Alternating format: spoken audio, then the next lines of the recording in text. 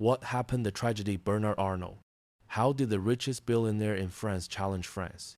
In September 2025, Paris was shaken not by glamorous fashion shows, but by a shocking announcement from the king of luxury, Bernard Arnault himself.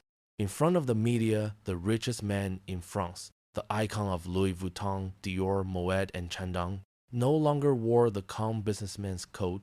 Instead, he coldly and openly challenged the government. This is a dangerous ideological attack. The billionaire tax will kill investment and destroy the future of France. In that moment, national pride turned into the focus of anger. The man who once brought the French brand to the top of the world was now called a national traitor. The press headlined, "Arnault against France." On the streets, thousands of people took to the streets shouting that he keeps hundreds of billions while people struggle for every meal. The tragedy has begun. On one side is the billionaire who once praised France as the soul of the LVMH empire. On the other side is the country that now wants to cut into his huge fortune. For many, Arnault is no longer a business genius, but has become a model of inequality between rich and poor. For admirers, he is a hunted creator. For critics, he is the wolf in cashmere, who has revealed his true colors. An empire built on national honor, now shaken by a political battle. Bernard Arnault was once at the peak of his glory, but will this rebellion against the government turn him into an outcast? They once honored him, but what happened next? Let's explore this tragic story with the channel content. Part 1. The Ruse of a Giant. Before becoming the world's king of luxury, Bernard Arnault was just a boy born into a well-off family in northern France. He was born in 1949 Roubaix, a heavily industrialized city where factory smoke filled the sky. His father, Jean Arnault, owned a construction company called Ferret Savinel. His mother, Marie Joseph Savinel, came from a textile family. The world of fabrics, fashion, and sophistication planted the first seeds in the boy's soul. Bernard grew up surrounded by two opposing influences: the tough, practical nature of the construction industry from his father, and the soft, elegant nature of fashion from his mother. From a young age, he had a sharp eye for observation.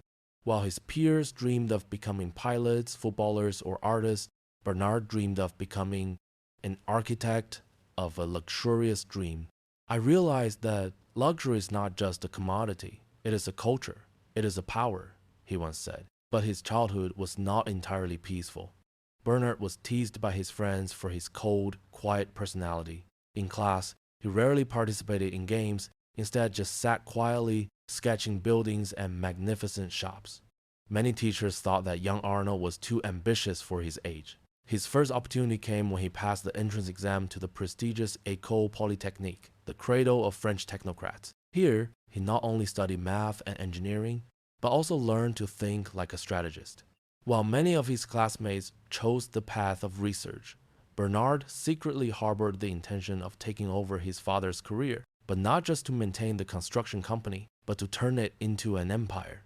After graduating, he returned to work for his family company. His father still thought that Bernard would take the safe path, keeping the company within the construction sector. But Bernard went further. In the 1970 seconds, when France was facing the oil crisis and economic recession, Bernard made a bold decision, selling the company's real estate division to raise capital to expand into the field of luxury fashion. It was a decision that was considered crazy at the time. Many relatives even turned their backs, thinking that he was destroying the family fortune. But Bernard Arnault had a vision that others did not have. He saw the collapse of heavy industry and the rise of high-end consumer demand. He chose a path that few dared to take. The tragic story begins right there. A young man, considered overly ambitious, dared to bet his entire future on luxury. It was not an impulse, but the first step in a half-century-long game of power. At that time, no one thought that Bernard Arnault would become the richest billionaire in France, or even the richest man in the world. But from that day on, the path he chose was predetermined, a glorious but lonely path, where those who rise will forever be known as greedy. Part 2. The Rise to Power. In the 1980 seconds, France was in transition. Established companies were struggling, and financial markets were abuzz with takeovers. That was when Bernard Arnault saw his chance. In 1984, the French government sought to privatize Boussac Saint-Frère, a textile giant on the brink of bankruptcy. Among Boussac's disorganized assets was a jewel, Christian Dior. The iconic brand, once the heart of French haute couture, was dying under poor management. Arnault saw what others didn't.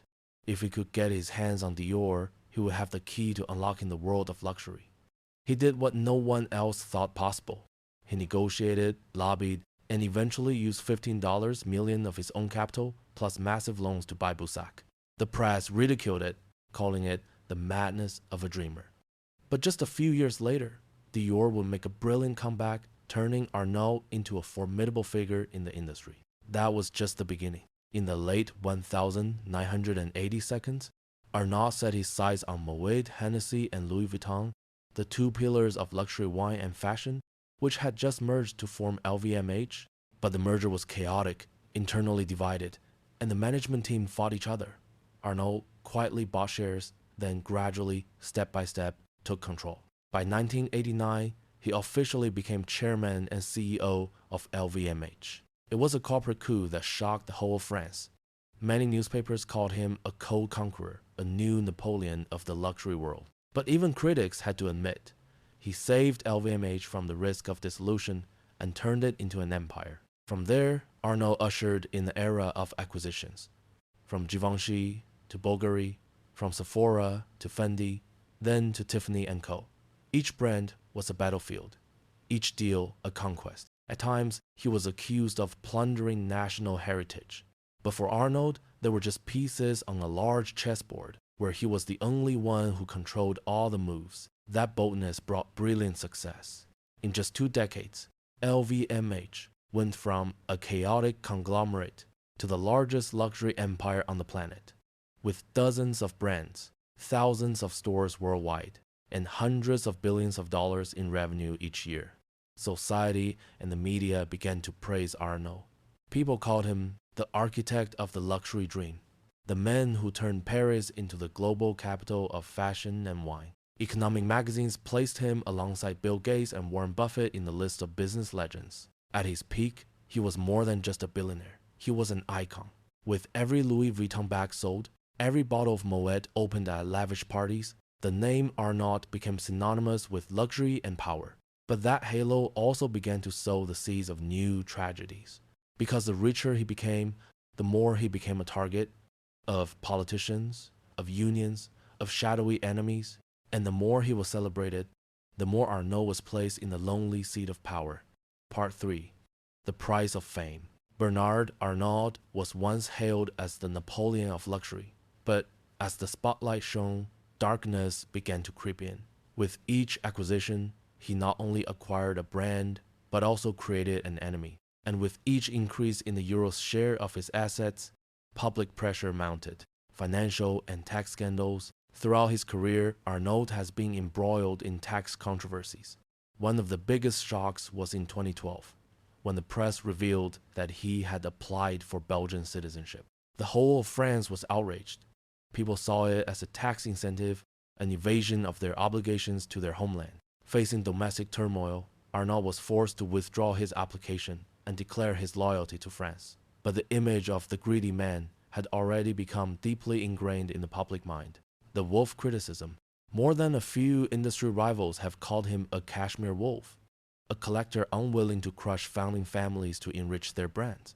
There are legendary designers who cry when they see their own brands fall into Arnault's hands. For him, it's a business strategy. For them, it's a betrayal, family, and isolation. Behind the halo, Arnault's family life is not without its storms. The preparation of successors to LVMH has created a family rift in snobbish debates. Who will become the official successor? His eldest son, Antoine? Or Delphine, the talented daughter who runs Dior?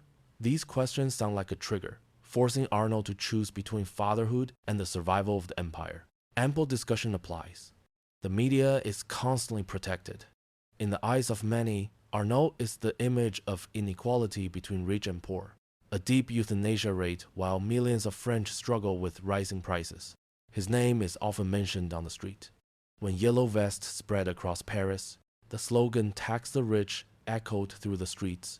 Zebras attacked him as a public enemy, a life or death choice. Confront or be silent. In these moments of problem solving, Arnault could choose to be silent, to retreat from the camera and take advantage of his wealth. But he does not. Instead, he takes the lead.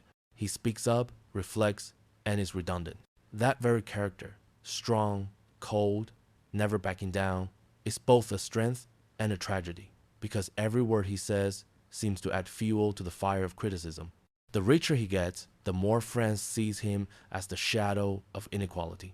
The more successful he became, the more he was painted as a villain. Fame had brought Arnault to the top of the world, but the price he paid was utter loneliness.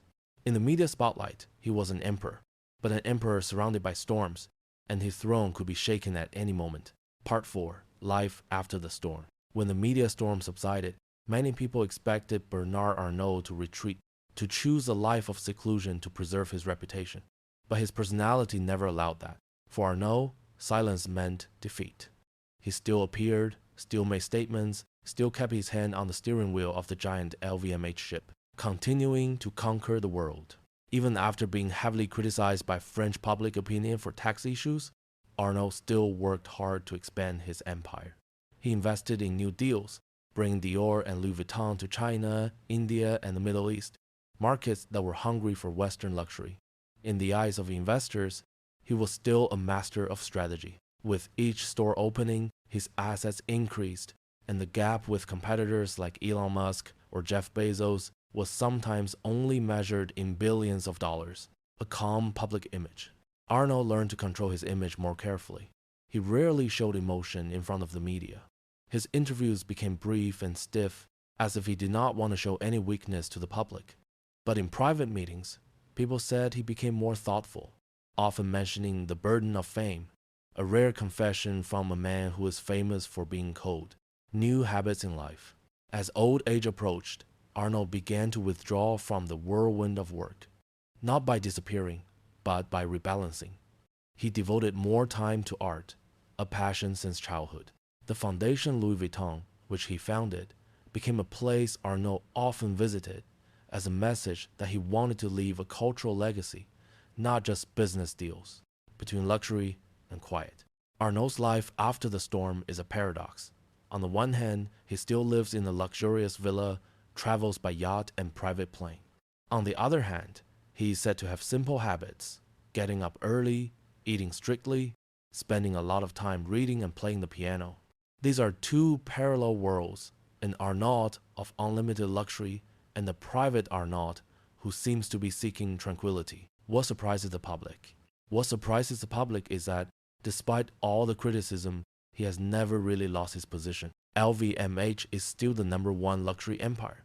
Arnault's assets are still among the top in the world, and he is still present at major international events, sitting on par with presidents, prime ministers, and the most powerful billionaires. Perhaps this is the biggest paradox in the tragedy of Bernard Arnault. Despite being criticized, he cannot be eliminated. Although considered a traitor, he still holds the precious heart of France in his hands. Part 5. Family, legacy, succession. If LVMH is an empire, then the Arnault family is the dynasty. And like every dynasty, the biggest problem is not building, but inheriting. Children in the light. Bernard Arnault has 5 children, and almost all of them have been brought into the LVMH orbit. Delphine Arnault, the eldest daughter, is considered the heir apparent. She proved her talent running Dior and was later given the position of president of Christian Dior Couture. Antoine Arnault, the eldest son, was in charge of communications and image of LVMH, and also held the role of leader of Berluti. Alexandre, Frédéric, and Jean, the 3 youngest sons from the later marriage, each holding pieces in different brands of the empire, from Rimowa to Tag Heuer. Their every move is watched by the public like a chess game. Because who among them will become Bernard Arnault's successor is a question that has never had a definitive answer. Secret family battles. Outwardly, the Arnault family often appears together as a united bloc. But behind the scenes, speculation is rife. Antoine, with his glamorous image, was once considered a strong candidate. But Delphine, with her real ability and ability to lead Dior, is the one who makes her father proudest. The three youngest sons, despite their young age, also prove their sharpness in management. The French media often call this the race for the luxury throne, a family tragedy not unlike classic movies, where blood ties face off against enormous power, fatherly love or business legacy. Bernard Arnault has never publicly appointed a successor. He divides the opportunities equally, giving each son a brand to train. It was his way of both challenging and avoiding direct confrontation, but that ambiguity also created tension within the family. Some people think Arnault was afraid if he made the wrong choice, the whole empire would collapse. Others believe he deliberately let his children compete, because competition forged worthy people. From family to nation, the tragedy deepened when the Arnault family was not only tied to financial power, but also to national pride. Who would become the successor was not only a private matter, but also the future of the French luxury industry. In the eyes of the public, that transition was almost a political event. The surprising truth, although no one has been declared the successor, Delphine seems increasingly seen as the future queen of LVMH. But Bernard Arnault, in his 70 seconds, is not ready to let go. He still maintains tight control, as if afraid that one day, when he leaves, the empire will no longer be stable. The whole world looks at the family not just as a corporation, but as a modern dynasty, where the light of glory blends with the darkness of ambition. And the greatest tragedy still hangs. Can fatherly love withstand the weight of hundreds of billions of dollars in assets and boundless power? Part 6. The legacy of Bernard Arnault. No one can deny that Bernard Arnault has left an indelible mark on the history of business and culture. When he entered the world of luxury fashion, Dior was dying, Louis Vuitton had not yet reached the global stage, and LVMH was just a chaotic conglomerate. But after more than 4 decades under his iron fist in velvet, LVMH has become the largest luxury empire on the planet, a kingdom worth hundreds of billions of dollars. Revolutionizing the luxury industry, Arnault changed the way the world perceived luxury. Before him, brands were just products. After him, brands became culture, became dreams. Every Louis Vuitton bag, every Dior dress, every bottle of Dom Perignon was not just a commodity, but a declaration of social status. He turned luxury into a soft power, conquering not only the upper class, but also arousing the desire of millions of people. Lessons for the next generation. What do young entrepreneurs see when they look at Arnault? They see strategic vision, cold determination, and a rare ability to read the times. But they also see a terrible price. Being labeled greedy, having to live in solitude, always standing at the center of a storm of criticism. Arnault's legacy is therefore not only success, but also a warning. The pinnacle of glory always comes with the depths of tragedy. Honor or criticism? Universities and economic research institutes mention Arnault as a model of modern acquisition strategy. Art magazines call him a patron who has elevated French art through the foundation Louis Vuitton. But on the streets of Paris, the name Arnault is associated with a symbol of injustice. In the eyes of many, he is proof of the increasingly fierce gap between rich and poor. Icon or villain? This is the paradox of Arnault's legacy. He is both the savior of the French luxury industry and the villain in the eyes of public opinion. Perhaps decades after his death, people will still argue, is Arnault a great innovator or a symbol of greed? Is he a national pride or a man who turned his back on the people? The world's view, 10 or 20 years from now, when looking back, the world may see Arnault as Rockefeller or Carnegie, great capitalists who built entire industries while suffering from the anger of the gap between rich and poor. He will be remembered, but never seen in one way. His legacy is light and darkness combined. Part 7. The last word. Bernard Arnault, a name that has become a symbol of luxury, of power, and also of controversy. He started as an ambitious young man in the north of France, embarking on a path that no one believed in, turning luxury into a global empire. And he did it. Dior revived, Louis Vuitton went far, LVMH became the pinnacle. Arnault once stood on the throne, directly competing with Elon Musk, Jeff Bezos in the ranking of the world's richest people. But every victory has a price. He was called the Old Wolf, accused of greed, faced the wrath of the whole country when he applied for Belgian citizenship, and now fell into the eye of the storm when he publicly challenged the government on billionaire tax. Arnault's tragedy is not only in his wealth, but in the fact that he always had to live in a torn relationship between personal pride and national responsibility, between family heritage and social pressure. Arnault's story makes us wonder, is fame really the pinnacle, or is it just a stormy mountain? Is success worth paying the price of loneliness and the hostile gaze of the whole world? He left the world a bitter lesson. To become a legend, you must accept being a target. To keep the throne, you must accept isolation. And to have it all, you must trade the most precious thing, peace. Bernard Arnault is a legend, but also a tragedy.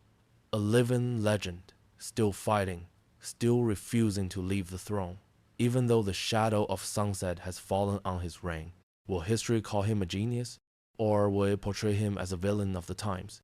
The answer, perhaps, will forever lie in the fragile boundary between light and darkness. If you found this story eye-opening, please subscribe to continue uncovering the hidden truth in the world of the most powerful billionaires.